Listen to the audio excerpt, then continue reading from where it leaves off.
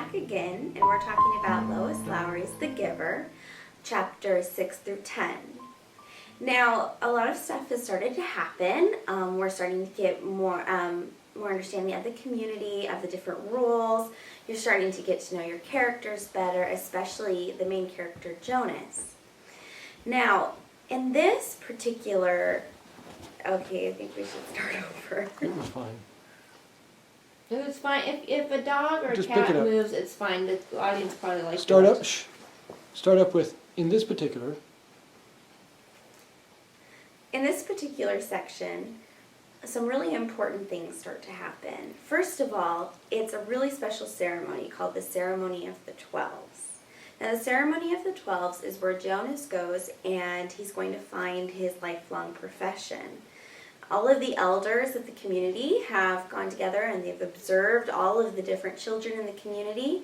And when they reach the age of 12, then they decide what would work best with each of their unique characteristics, which in a sense is a little bit in opposition to what you normally see happening in the book, because there's a big focus on sameness rather than individuality.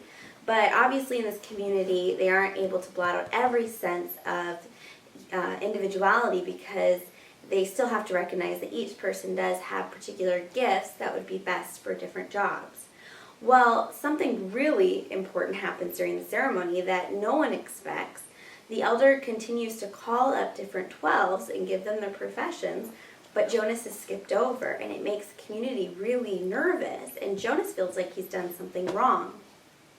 This also shows how in the community, if one thing goes a little bit different, it can set things sort of in upheaval, because everyone is so used to having everything the same.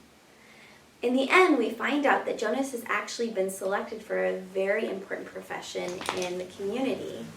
This profession is called the Receiver of Memories. And they only have one of them in the community, and the one that they have is growing older, so they are starting to have someone new trained. Now, in this section, there's also some other things that happen that point toward the idea of sameness versus individuality. Now, at one point, Jonas's parents start talking about Gabe, the little infant that they brought home, and they're going to nurture and take care of because he's not doing very well, in the sense that he hasn't gained weight as well as some of the other infants, and also he won't sleep through the night. He cries. And in that sense, the community thinks that he's not quite fit to grow up, and so he must be released from the community. Now, Jonas's father is worried about Gabe, so he asks that they can bring the baby home and hopefully in a year's time bring it up to the normal maturity level of the other infants, and hopefully he won't have to be released. This brings up something that I think is really interesting, that the community from the very beginning of life is already deciding what is appropriate and not appropriate. And so the ones that make it to adulthood are ones that already are physically strong, and also they are very quiet and they get along, because a baby that might cry through the night might end up being an adult that speaks their mind, whereas a baby that sleeps and is calm is someone who would more likely to follow the rules without thinking about things. This is only a speculation, but to me, just pointing it out, I thought was just really interesting, just reminding me how even at the beginning of this community, already they're making quick decisions, and it's affecting what kind of personalities end up growing up in this community. Now, there's a few things that happen in the book that Lois Lowry has kind of inserted in to help us to understand a little bit why Jonas might be the one chose to be the receiver of memory. The receiver of memory is, like I said, a really important person in the community.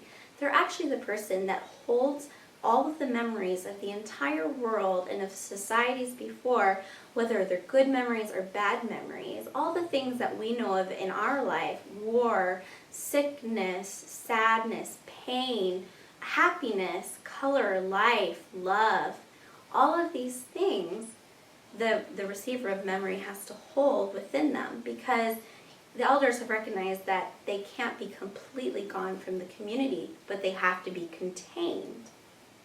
So a few things the elders said that Jonas had it's why Jonas was chosen. First of all, he has intelligence, integrity, courage, wisdom, and capacity to see beyond. The other things are easy to understand, but what about capacity to see beyond? What does that mean? Jonas isn't even sure he has this. But, like I said, Lois Lowry has put a few things to kind of help us understand what that can mean already. First of all, in an earlier chapter, something happens with an apple when he's tossing an apple with his friend. Something happens to the apple, it changes. Lois Lowry never really tells us how it changes, but we know something important has happened, and Jonas recognizes it. Also, when he sees Gabe, he recognizes that Gabe has light eyes just like he does.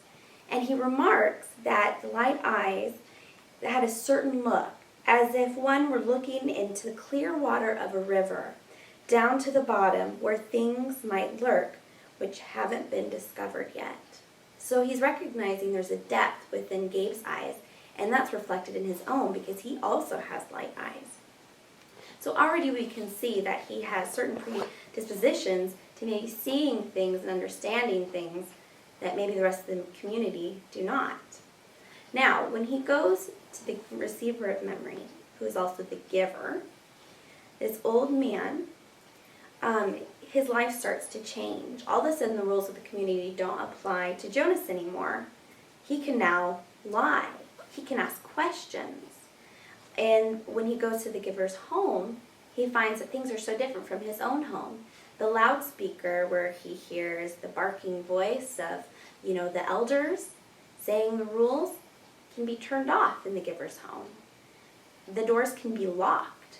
All these things that actually in our world we take for granted, but all of a sudden Jonas he also doesn't have to take his medication anymore, so that he can start to have feelings that were to be suppressed. So he's starting to live with things that we're used to every day. For him, it's an incredible experience and also very frightening and makes him feel very alone and apart from the rest of the community. The other things about the giver is he also has light eyes. So we're starting to understand that light eyes is a symbolism for possibly being able to see through things, to see clarity in the world, rather than maybe dark eyes as to be having a darkened world or walls where we can't see through them. Also in the giver's house, he has a library of thousands of books. This points out the idea that knowledge opens our eyes and allows us to make decisions and have freedom.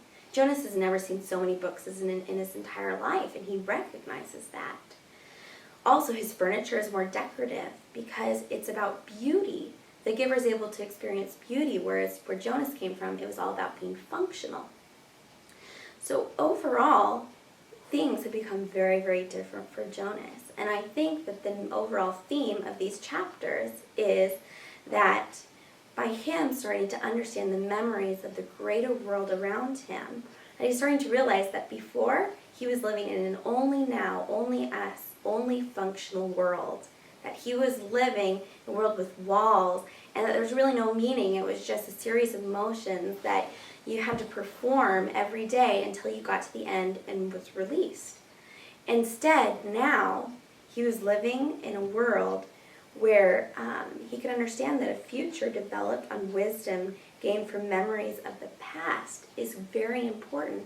That's what the receiver of memory starts to teach him, that basically our memories are so important, because how would we know what to do right in the future or to make any decisions if we didn't have an understanding of what happened in the past?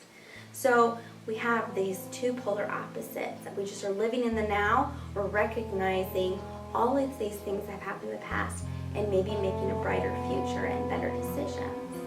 So I encourage you to keep reading and keep thinking on these things. Talk to you soon.